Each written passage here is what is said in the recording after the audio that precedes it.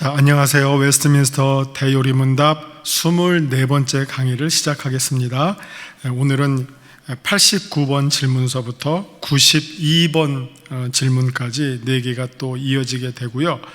주제는 우리가 지난 시간에 죽음과 심판에 대해서 했는데, 오늘 주제가 이제 악인을 향한 심판, 그리고 의인에 대한 심판의 결과가 어떻게 이어질 것인가, 그리고 그 다음에 이어지는 주제는 사실 심판이 불순종으로부터 왔기 때문에 그러면 과연 순종이라고 하는 것은 무엇인가, 이런 주제들을 오늘 소개하고 우리가 함께 배우는 시간이 되겠습니다. 자, 89번 질문입니다. 89번 질문은 심판날에 악인은 어떻게 될 것인가 하는 거고요. 또 그 다음 90번 질문은 심판날에 의인은 어떻게 될 것인가, 의인과 악인에 대한 심판의 결과를 질문하고 답변하는 것이 되겠습니다. 제가 여기에 대한 여러 가지 성경의 말씀과 또 여러 단순한 어떤 신학자들이 내놓은 답변들도 있는데요. 어떤 신학자는 이렇게 답변을 했어요. 악인은 어떻게 될 것인가, 의인은 어떻게 될 것인가. 악인은 심판 때 이런 기도를 한대요. 내 뜻대로 이루어지이다. 내 뜻대로 이루어지이다. 그러면 자기 뜻대로 이루어지면 어떻게 됩니까? 자기가 지은 죄가 그대로 인과응보적으로 적용이 되는 것이죠. 그러니까 사망이에요. 멸망. 반대로 의인의 마지막 기도는 어떻게 됩니까? 주님 뜻대로 이루어지이다 라는 거예요. 주님의 뜻. 그러면 우리를 향한 주님의 뜻이 무엇이었습니까? 우리가 앞서서 배운 것처럼 우리를 아시고 정하시고 부르시고 의롭다 하시고 거룩하게 하시고 영화롭게 하실 그 주님의 뜻이 이제 마지막 심판의 날 나에게, 우리에게 이루어지게 하소서 하면 이게 주님께 자기의 영생을 맡기는 그런 기도가 된다는 그런 대비적인 표현이죠. 우리 성경에는 이 마지막 심판에 대해서 의인과 악인이 당면하게 될 영원한 운명에 대한 말씀들을 여러 군데서 볼 수 있는데, 오늘 여기 본문에 나와 있는 것처럼 마태복음 25장 33절 이하가 어떻게 보면 제일 우리에게 잘 알려지고 친밀한 본문이 되겠죠.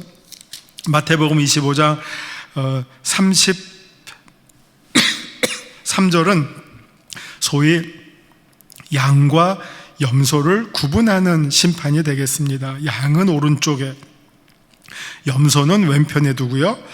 임금이 오른편에 있는 자들에게는 이렇게 이야기한대죠. 아버지께 복받을 자들이여, 나와 창세로부터 너희를 위하여 예비된 나라를 상속받으라.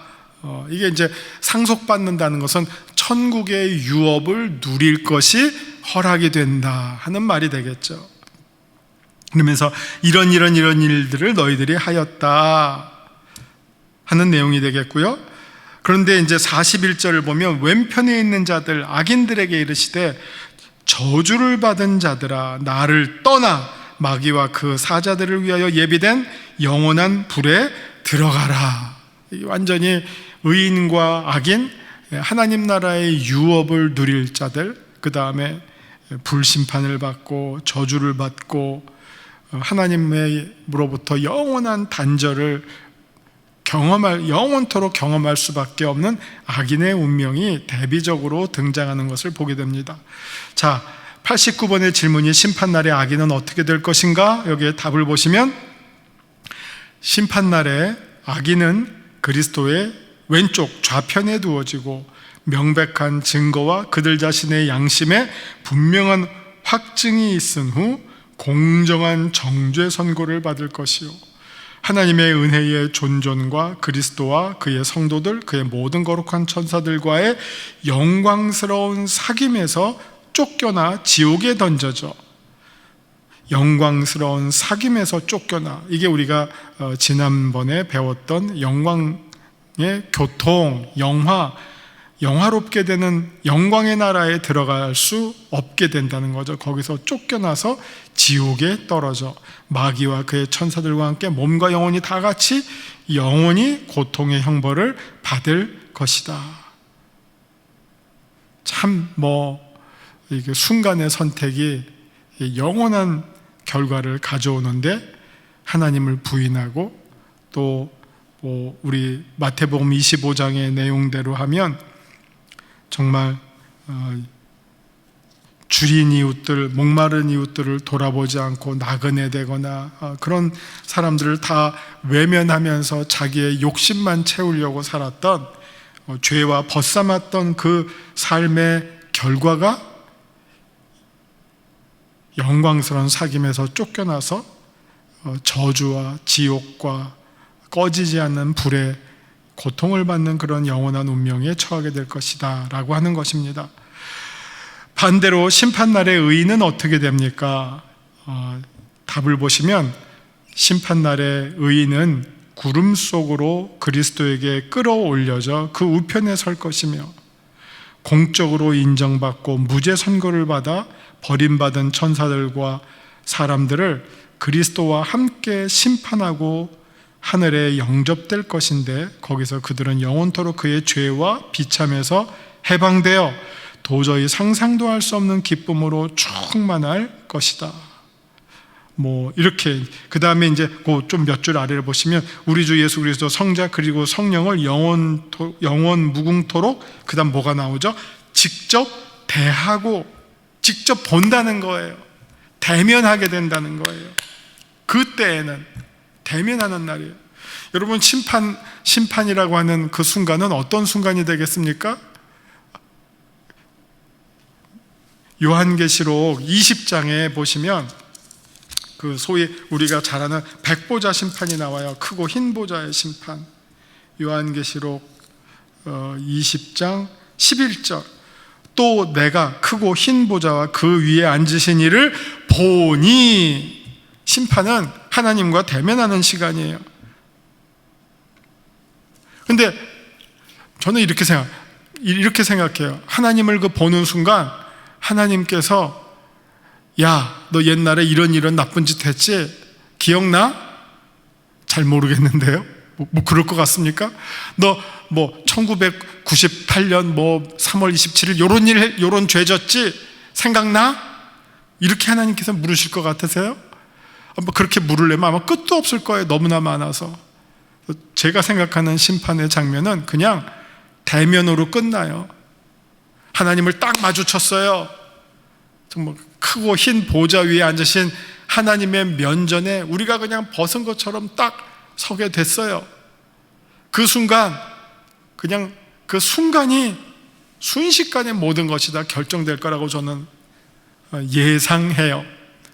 하나님을 딱 보는 순간 우리가 아까 뭐랬죠? 영광의 교통이 일어나죠.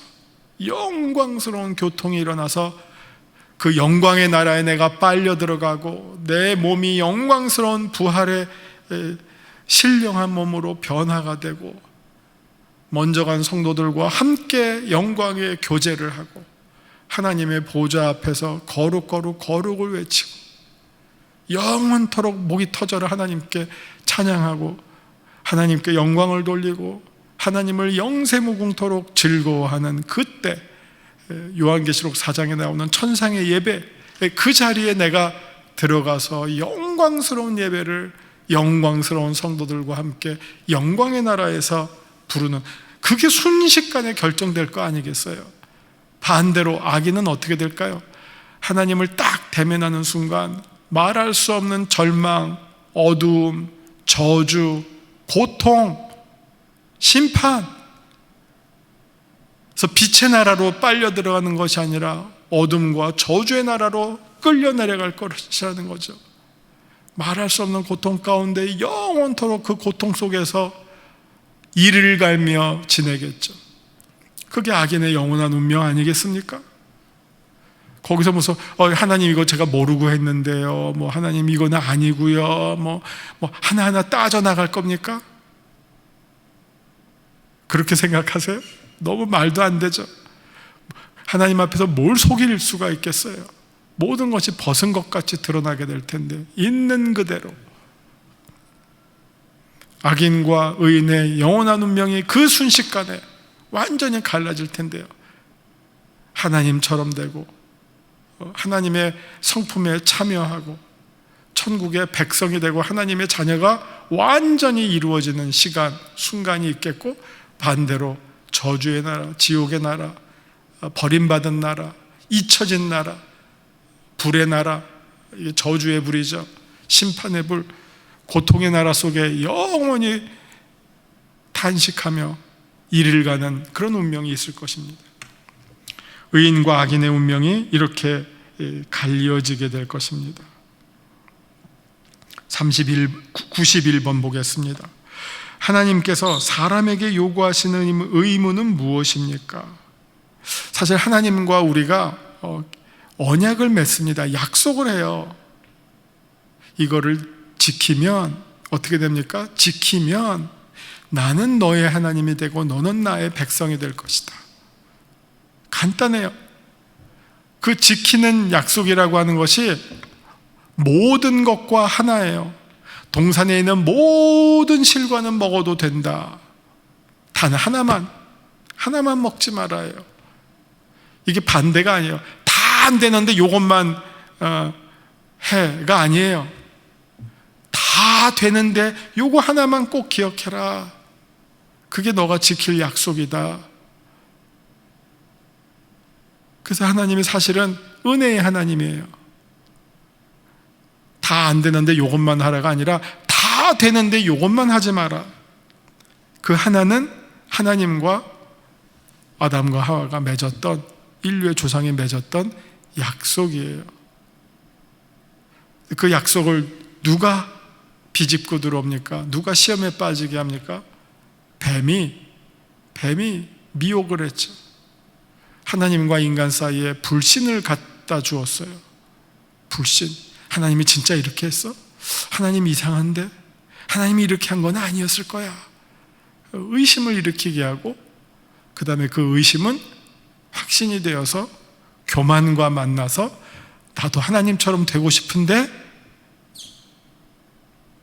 이거 먹으면 하나님처럼 되는데, 교만이거든요. 교만을 작동시켜서 급기야 하나님과의 약속을 깨게 만들었어요. 순종으로부터 불순종으로 넘어가는 결정적인 순간이죠. 불순종의 대가는 무엇입니까? 순종은 연합이에요. 하나가 되는 계속적인 우리가 그리스도와 연합하고 하나님과 연합하려면 어떤 걸로 연합이 이루어질까요? 순종으로 이루어지죠. 믿음의 결과는 순종이에요. 우리 믿는다고 하면서 만약 순종하지 않는다면 그것은 믿음이 아니죠. 마치 이걸 한번 인간 부모와 자식 간의 관계로 한번 적용해 볼까요? 효도한다고 하면서 부모님 말씀을 안 따라요. 그게 무슨 효도예요? 효도라고 하는 것은 모든 경우에도, 어떠한 경우에도 부모님의 말씀을 따르는 것이죠. 때로는 부모님의 말씀이, 부모님의 명령이, 부모님의 부탁이 내 생각에 맞지 않더라도 그것을 따르는 게, 그게 효도라고 하는 것이죠.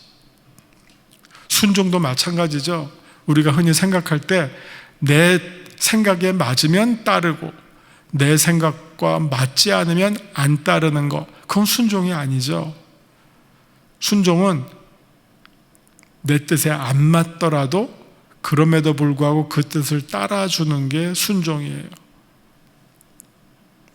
근데 하나님의 요구가 부당하고 불합리하지가 않아요. 인간의 생각을 뛰어넘어서, 인간의 모든 판단을 뛰어넘고 경험을 뛰어넘어서 하나님의 선하심과 하나님의 전지하심과 전능하심이 작동이 될 때 우리에게 지시가 오고 명령이 오죠. 그 명령을 따르는 것, 어떤 경우에도 그것이 순종이죠. 이제 순종에 대한 중요한 예를 보게 됩니다. 하나님께서 91번 사람에게 요구하시는 의미가 무엇입니까? 여기에 대한 사무엘상 15장 22절이 나오죠. 이게 여러분 우리가 아시는 것, 순종이 제사보다 낫다. 이게 사울이 아말렉과의 전쟁을 하게 됩니다. 근데 하나님께서 사무엘을 통해서 사울에게 주셨던 말씀이 있어요. 아말렉 모두 다 처분해라. 사람이고 짐승이고 씨도 남기지 마라. 다 진멸시키라. 이걸 가지고 오늘날 오늘날 이 도덕적 가치 판단의 대상은 아니라고 생각합니다. 일단 하나님의 명령이 그렇게 주어졌어요. 그런데 그 명령을 사울이 어기게 됩니다. 다 죽이려다 보니까 아까운 생각이 들었어요. 이 소가 너무 살쪘는데, 이건 너무 놔두면 쓰임새가 좋을 것 같은데, 가성비가 좋은데 해서 빼돌리게 된 거예요. 다 처리하라고 했는데 남겨뒀어요. 남겨둔 그 동기는 나중에 변명을 하죠. 이거 하나님께 제사하려고 제물로 남겨둔 것입니다. 원래 아니었죠. 자기의 욕심이 발동해서 남겨둔 것이죠. 한 번 더 거짓말을 하죠. 욕심 때문에 남겨둔 거를 마치 하나님 이름을 팔아먹는 거죠. 자기의 죄를 하나님을 빗대어서 포장하는 거 아니에요? 하나님께 제사 드리려고 제물로 남겨두었습니다. 마음에도 없는 말을 했어요. 사울이 그만큼 이게 한 가지의 욕심이라고 하는 죄는 이제 하나님을 향해서 기망하는 죄까지 범하게 되죠. 이게 죄는 죄를 낳고죠. 욕심이 작동을 해서 아까운 마음이 들어서 챙기고 싶은 마음이 들었는데 그것을 정당화하기 위해서 제사라고 하나님께 올려드리는 제사와 제물이라는 이름으로 어떻게 보면 자기의 잘못을, 욕심을 미화시키는, 또 어떻게 보면 더 나쁜 죄, 불순종에다가 기망의 죄까지 저지른 게 사울이에요. 이 사울이 저지른 불순종의 대가가 무엇입니까? 버림받음이죠. 불순종의 대가는 버림받음이에요.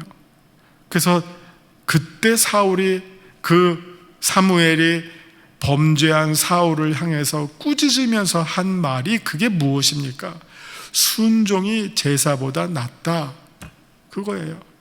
너 제사하려고 그렇게 했어? 근데 하나님이 고기를 좋아해서 제사를 원하시는 게 아니라 하나님이 정말 원하시는 것은 너의 마음이 하나님의 뜻을 존중하고 하나님을 높여드리는 거지, 너의 잔머리로 너의 유익을 합리화시키는 것이 아니야. 우리가 많은 경우에 자기중심적으로 생각하죠. 이게 사랑도 마찬가지예요.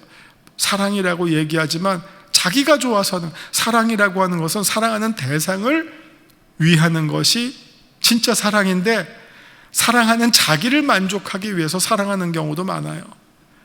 철저하게 지구는 자기 중심으로 돌죠.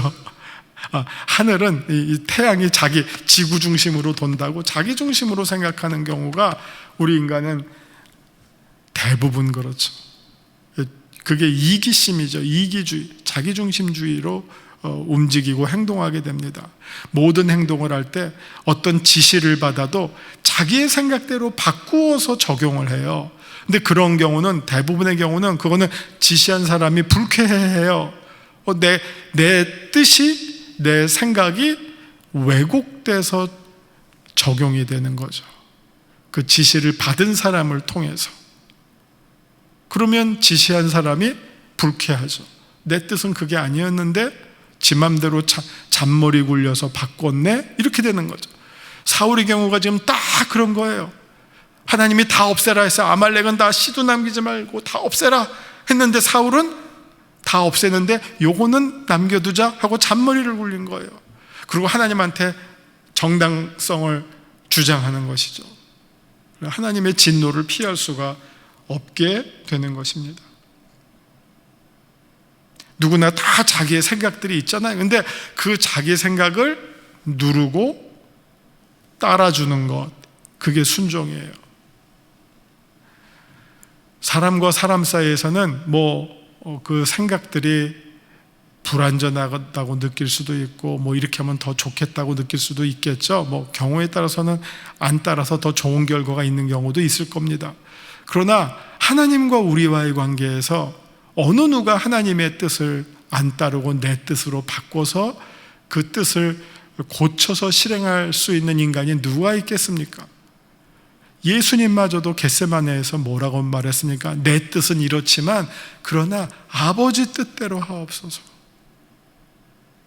그게 신앙이고 그게 믿음이고, 그래서 믿음의 가장 대표적인 실천적 덕목은 순종이에요. 순종. 그래서